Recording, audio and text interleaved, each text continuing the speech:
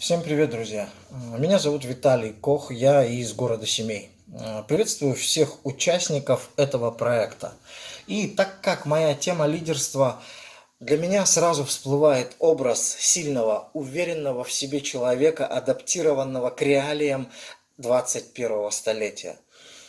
Лидер – это личность, друзья, а личность – это четко знать, кто ты, что ты, куда ты идешь, что ты хочешь, какие твои цели.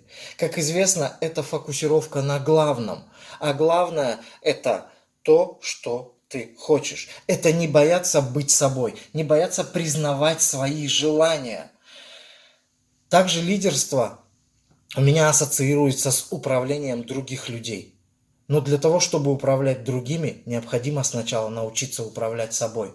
А это два главных качества. Первое – это самодисциплина, и второе – самообладание. И если мы говорим о лидерстве, то лидерство – это образ жизни, это страсть, это твой внутренний огонь, тот, который ведет тебя по жизни.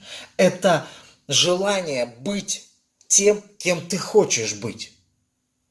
Друзья, я считаю, что сегодня, в 21 веке, лидерство – одно из самых перспективных направлений развития себя как эффективной личности в 4 главных сферах жизни. Это личностное и профессиональное развитие, это здоровье внутреннее и внешнее, это отношения, это семья.